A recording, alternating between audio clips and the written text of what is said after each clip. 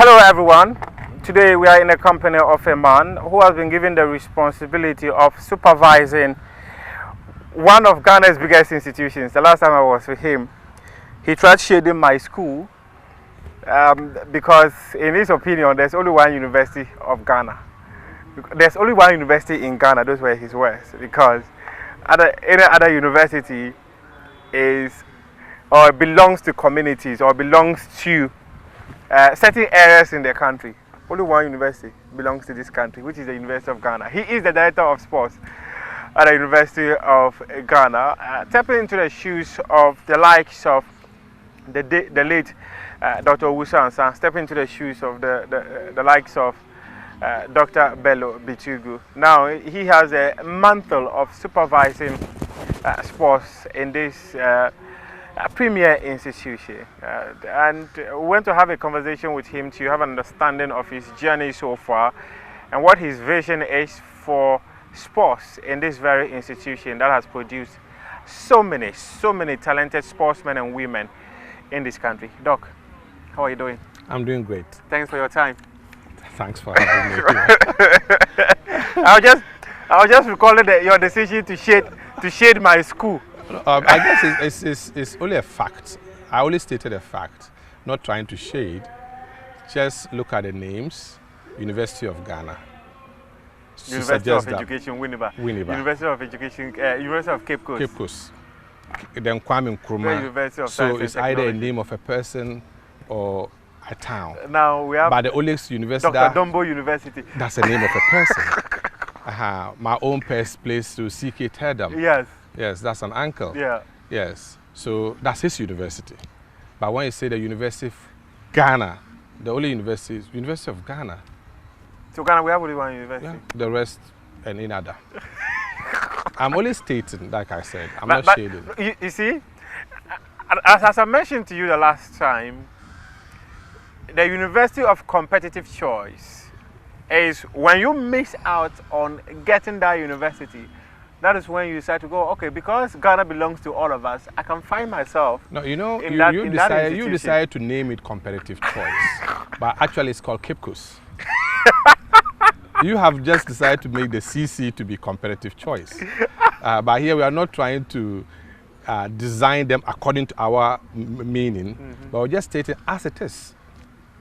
So if we get to a point where University of Ghana is renamed, would it still be the only university No, in this country? you know, attempts to rename it wouldn't go easy. You understand But that? it is possible. I'm not saying it's possible or not possible, but I'm talking about as we sit here and in current trends and what is stated, I'm just stating the facts. You're trying to say that the agenda will not agenda. No. So let's see when it happens there, they will not think of what is supposed to be. But it doesn't negate the fact that it's still a premier. A premier university. Yep. Doc, talk to me about your beginnings. How would you describe them? Humble, complex, exciting. I just mix it all. Break them down. Okay. So from a home, okay, God presented me to a family of the Luguterah. And the name Luguterah sounds big in the north and even the law. Yeah. Like I mentioned earlier on before we started, you can't do law in the country without going through Northern Engineering and Luguterah. It's a landmark case. So, and also my mom, Azumi Awudu, Augustine. So Augustina, actually I was named after her. Yeah, and I grew, as part of my growth, my mom was schooling. So when she was schooling, I grew up with my grandparents who were virtually living in Moshizongo in Tamale. Oh, okay. Yeah, so that's why I say mixed. Oh, okay. Yeah, Okay. so in Moshizongo I had a blend of life which actually groomed me to who I am now.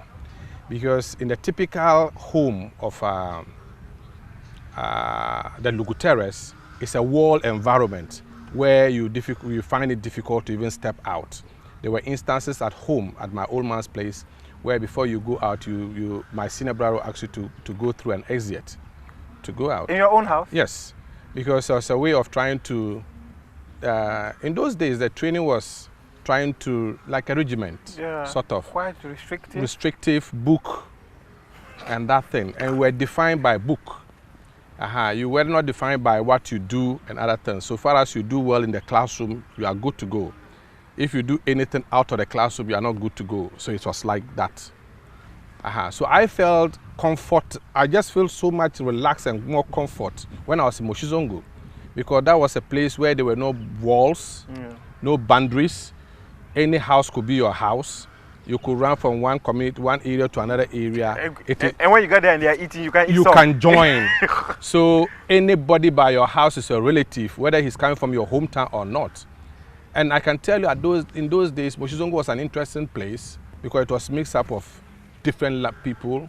The Moshis were there, the Sisales were there, the Kasines were there, the Gumbes were there. They were just mixed.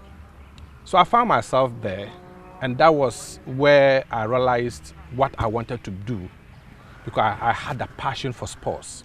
I was that kind of extrovert, so to speak. I like to go out. I didn't want restriction, and I didn't want to be defined by people's statement. So I was the type that anytime someone tells me that, Austin, you can't do this, that was what exactly I want to do. I was trying to always prove somebody wrong. So improving people wrong is what made me to be where I am. But the name Luguterah, did it in any way influence you?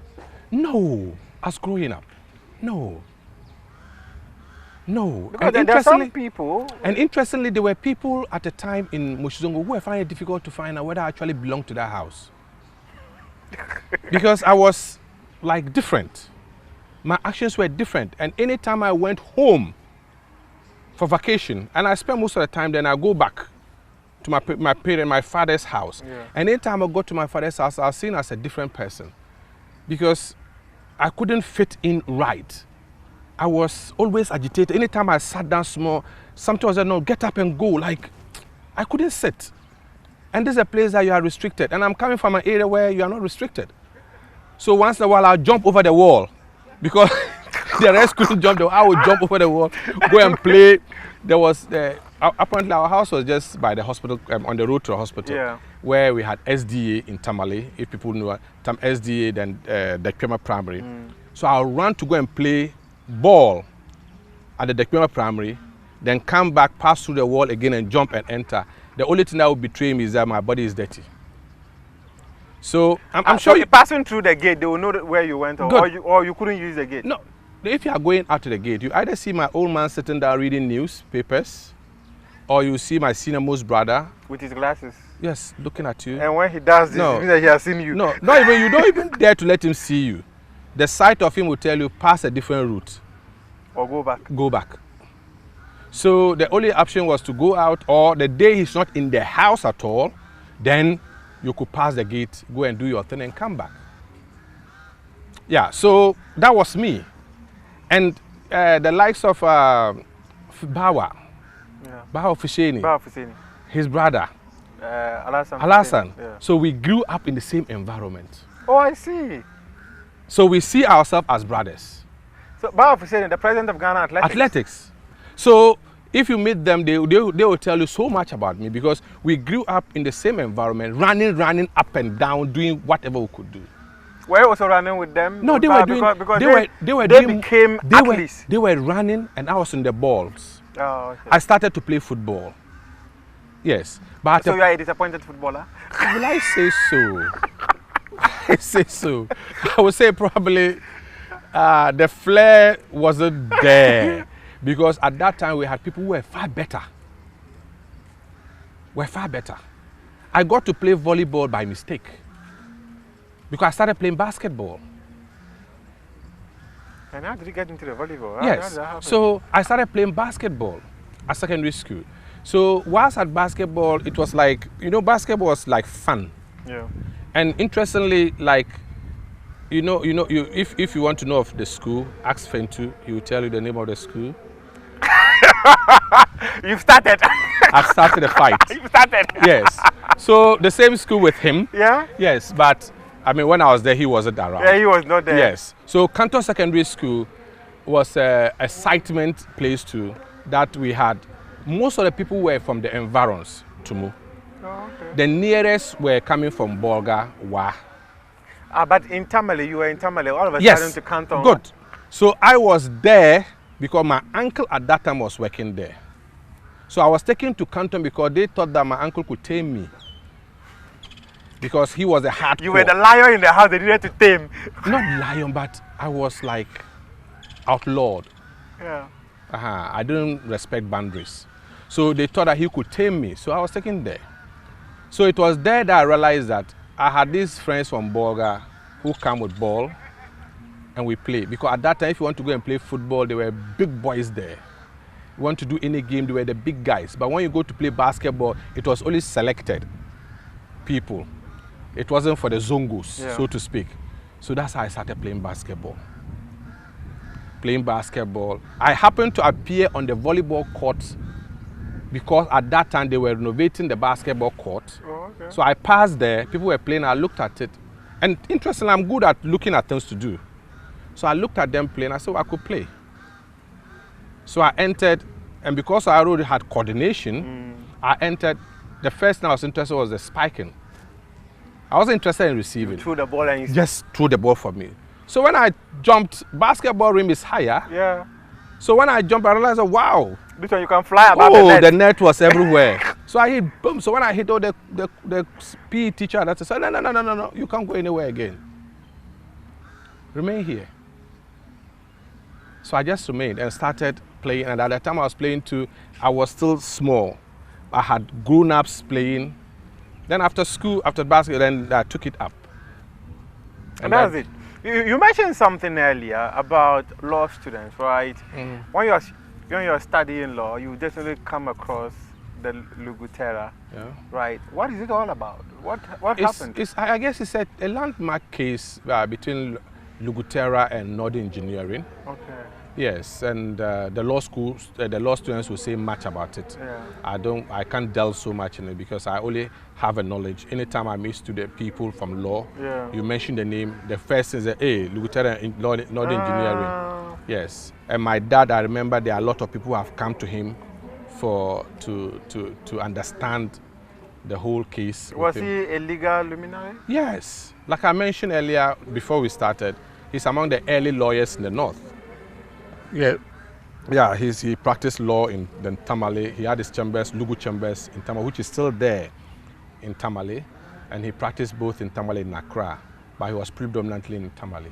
Did any of your siblings take his part? No, we are only hoping that our children will take up.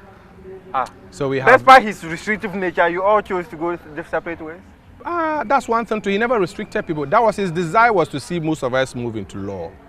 But it's just as you grow, your parents have their own desire. You also have where you are directed by God. So I moved into sports. You were not directed by stubbornness. Yeah, so I moved into sports. And also, the thing that helped me also was because I'm coming from the home that like learning, Yeah. I didn't take my sports only practice. I had to go to school in that direction throughout to my PhD level to now develop my own self in that direction instead of just playing. Yeah. My other brother, Albert, he's the VC for CK Tedam now. He veered into maths. He did his first degree maths, second degree maths, PhD maths. So he has carried all the maths in the house. Oh God. To do that direction. Those of us who had phobia for maths when we were in school. And he was doing maths to PhD level. Yeah, so the other siblings, one of my senior most, he's a chartered accountant in Canada. The other one to the same. He was a CEO for SOS, but now in UK. Oh, okay. Yeah, so everybody veered in. I have my other case sister in UK too, who is also into education. He has his PhD, but he's heading a school too. So varied. And my other brother, Victor, he's veered into business. But even as you are veered into business, you have to also go to school. Yeah. He has also two of his masters, all in business strategy and the rest. He's moving in his direction. So everybody is finding his level, trying to occupy space. I know my level. And leaving the old man in his own level, hoping that our kids will also grow to take up the story. But the restrictive nature of your dad, is it something you're pumping into your children? Blend of me and them. What? Because I try to give them space to explore. Okay. Because in these current times, if you dare prevent them, remember that they'll be communicating with somebody far away from you. They have their phone. Yes, yes. In those days, we didn't have phone, so you could restrict. But this time, if you restrict the person, oh, you've given me space. He'll be in his room chatting with somebody on phone, far away from you. So in my way, I try to say that, okay, let me have a conversation with you. Let's rather interact more instead of interact with somebody on the phone. Let me understand what you want to do. Let me guide you to do what you want to do. My boy plays basketball. He's in school. He's doing so well. So I try to say that, okay, you can do this and still go to school, because I did that and went to school. So let's just have that conversation, not to restrict you. Don't do this, don't do, because I don't know what talent you are coming up to the world with. Yeah, so why should I restrict you? How many children do you have? 3. 3 children? Yes. Oh, one wow. just finished doctor in medical laboratory studies. Hey. And starting to pursue her master MPhil in cancer genetics. Yes. But dog, you have only 3 kids, 3 pets. And yeah, it's Pet. okay. Pet, it's okay. It's okay. It's okay. Is it the system Very okay. Very okay. At least I've been able to, with my little resources, I've been able to guide them with that. When you were mentioning your father's children, there were more than 3. No, after us, in those days. Your father gave birth to how many? See, you can't we are about 16 plus. 16 plus? Yeah, still So if your father was giving birth to 3, will you be there? No, but the point is that he had more than one wife. Maybe if he had more than one wife, he's able to put this 16 plus. No, he had more than one wife. I had just one. Just One. pet. And no, not to do. No, it's okay. This thing is not fair. Your father did 16 plus. You can't do only 3. That's what I'm saying. In their days, the population of Ghana was less than 5 million. So Get that? you want to cut down on Ghana's population? No, I'm trying to manage Ghana. I'm managing Ghana, trying to say that, okay, I shouldn't add to the troubles of Ghana. Of this country.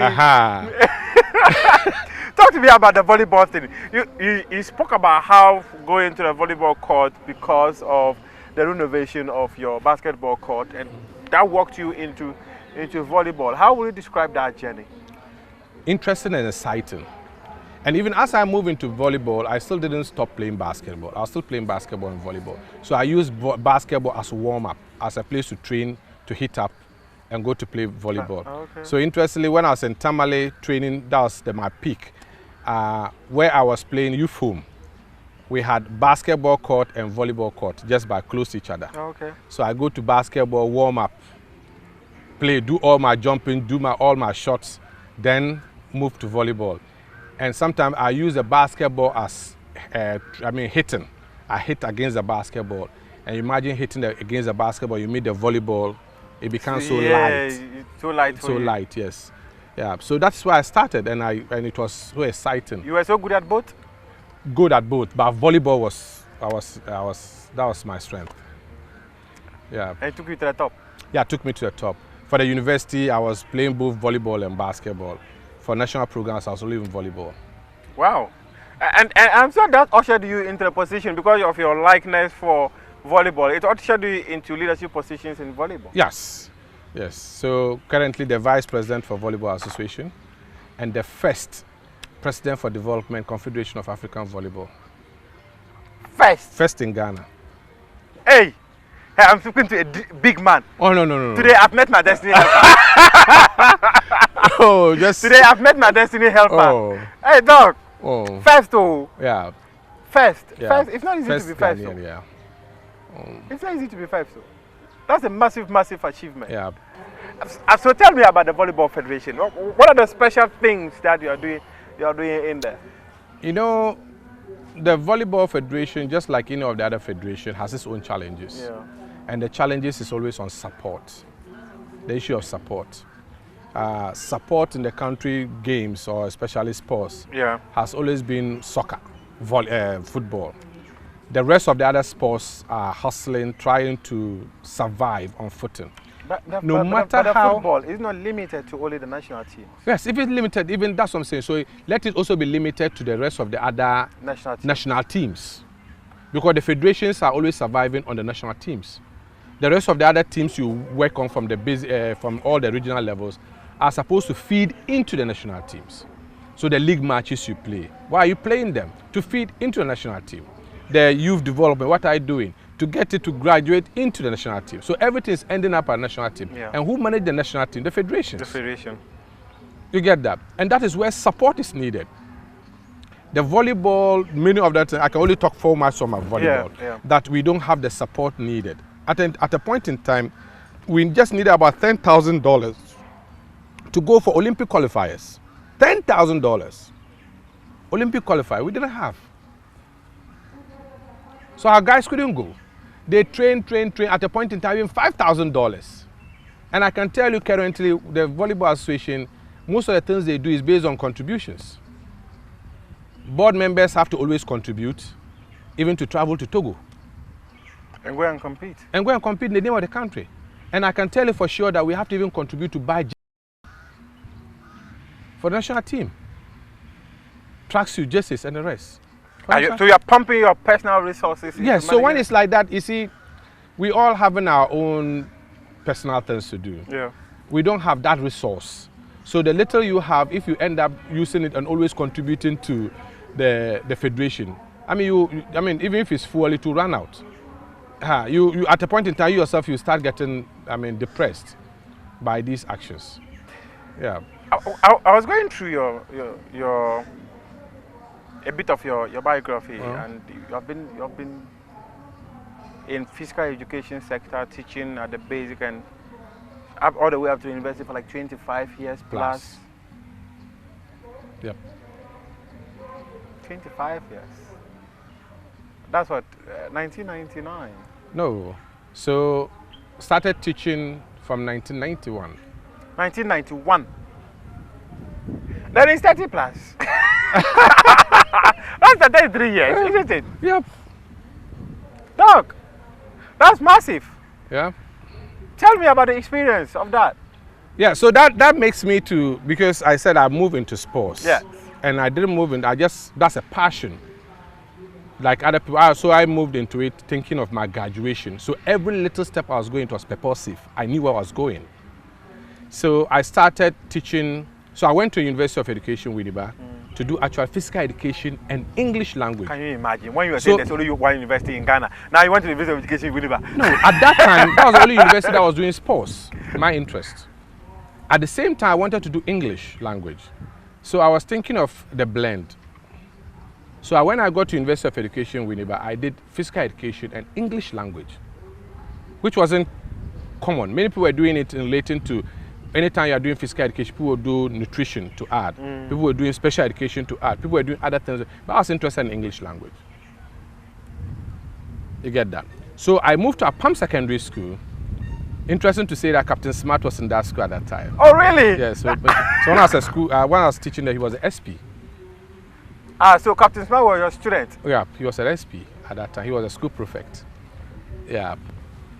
So, I see. So when I got there, I was teaching English language and also physical education. So my combination was always queer.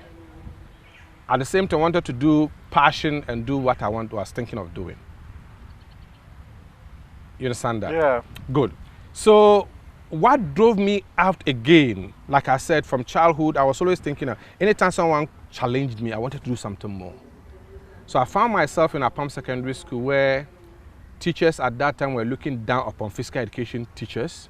Most of them thought that if you are doing physical education, you were not up to that level. So I was in a common room one day when the staff was talking plenty, a government lecturer was talking plenty and said that he was going to do his master's in public administration and bragging plenty, talking plenty. And that time, no social media. Yeah. So I looked at it and my focus was how to find a way of silencing this guy. So I picked the paper and I saw the same publication, University of Ghana advertising for public administration. Yeah. So I also applied. At that time I was applying, my mind was, because the guy was also going to apply, a government teacher was going to apply, so I applied. We came here, at that time we came for entrance examination. You came for entrance examination, and I passed, he didn't pass. So the list again appeared on papers. So I cut that part, pasted on the notice board and highlighted it where my name appeared. That I got it. So that was my focus, just to prove you wrong. Don't think that the physical education person was stupid. But he inspired you. He inspired me, but I wasn't inspired. I went in with a different mindset.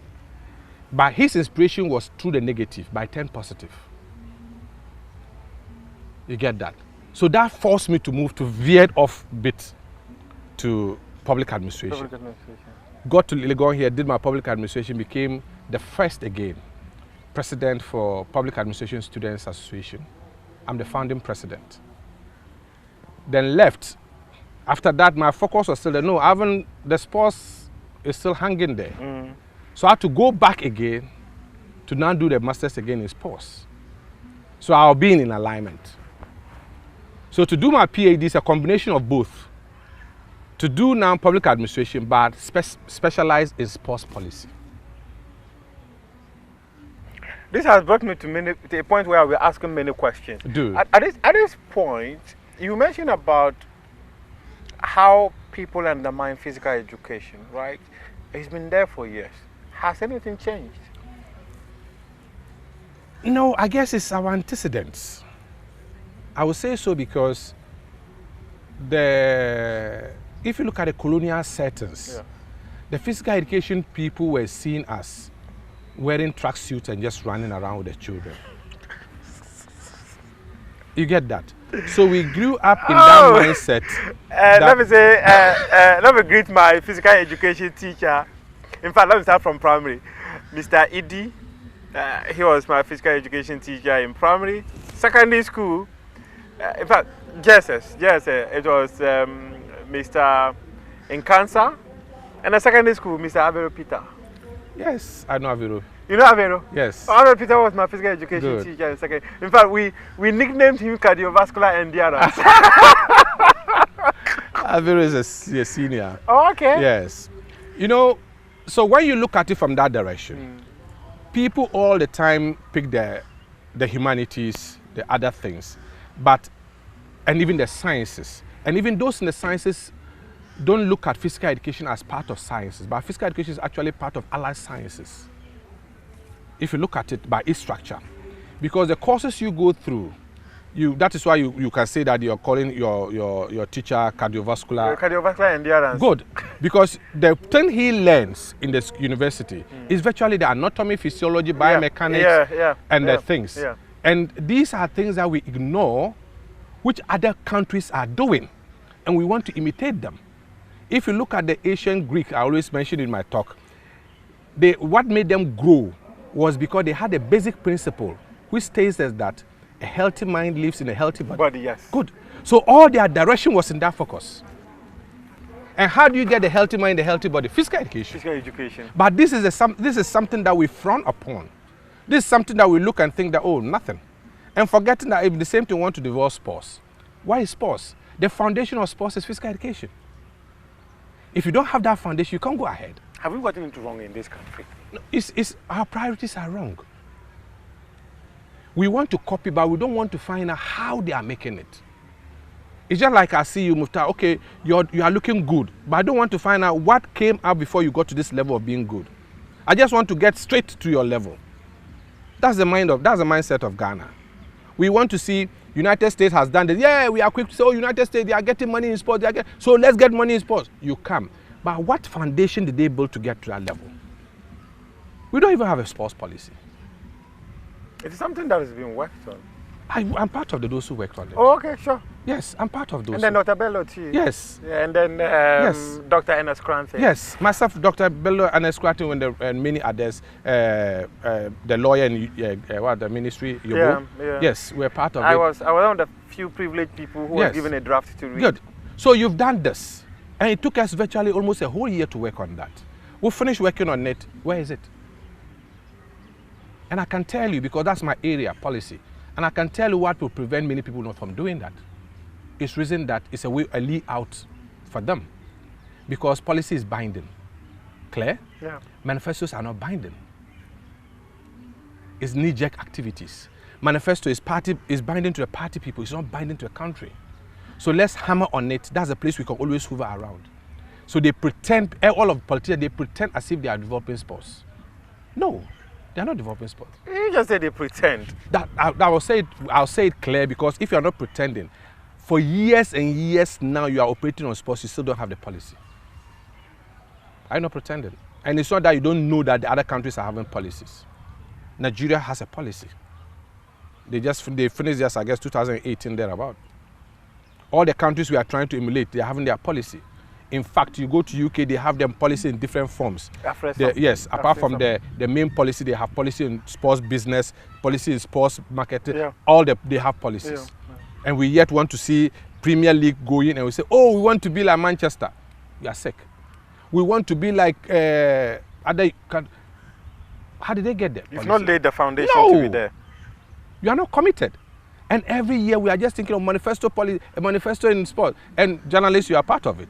You don't ask them on the main policy, you're asking them to be a manifesto on sports. Their manifesto is their party commitment. It's not nationally binding. Who can take you on? You take their manifesto, after all, there are several policies they came out with, people came out with, politicians came out with, and they can always find a way of swerving it. But once something binding, it's not for everybody. What is our youth development? Coach team is dead. Is it surviving? No. Muftau is dead. Coach team is dead. How do we feed the clubs? Knee-jerking. How do the clubs feed to the national? We are waiting for somebody who has worked his own way and gone outside the country. You only hear that he's out of the country, he's a Ghanaian. Oh, let's call him back. The person has built up a culture. Just like I mentioned about my lifestyle. Yeah. You develop a particular culture, you move to a different culture, you are finding it difficult to adjust. It doesn't work like that. You bring the other people, even the parties who have grown up in Ghana, yeah. When they go there, they are now adjusting different. And I can tell you for sure, if you meet any of the professional players and interact with them, most of them will tell you the regrets they have interacting with some of our coaches locally. The time they have wasted with our local coaches. Because most of them will think that our local coaches have wasted their time. Because when they get there and they are exposed to different regiments of training, they realize, oh, wow, they are getting improvement. So us and our coaches are not up to standard? Not up to standard. They are also victims. They are victims of the system. The system. They are not exposed to quality. They are exposed to what is available. They are victims. They are enthusiastic to teach, to coach. We have this enthusiastic type of coaching we have in Ghana, but they are not exposed. Analog coaches in digital era. I can tell you some of them can coach, but when they ask them to read the game, he doesn't know where the beginning. And coach is an art. It's an art, pure art. So when you get those who know the art, it's easy to operate. They just see that I have to do this, that, and get this. So whilst they are using, you remember this African games? When we're having the African games? Yes. Good. Anytime we're playing volleyball, yes. The Egyptians, yeah. Technical team, they came with about 5 more people, ICT. DS was analysis, game analysis. And they came with complex softwares. So while the game is going on there with their laptops, keying in and feeding the information to assistant coach. So they don't care what you are doing, they are keying in, analyzing. They give. Anytime they call for timeout, the assistant coach is holding a computer and telling them what to do. We are sitting with board, pulling left, right, center, trying to understand. You call the player who doesn't even understand the diagrams, trying to tell him, move here, move here. By the time he gets there, he has forgotten what you have said, he should move. People have moved beyond analog. So we've been left behind. We don't want to learn. We don't want to spend money on human resource building, development. And I can tell for sure, people are moving into the sports industry for what they will get out of it, not the development. That's a fact of it. I'm being blunt. Doc, I have a question to ask, and I'll come back and ask this question. But this conversation will continue on Saturday at 7:30 p.m. on the Joy News channel. So stick and stay with us.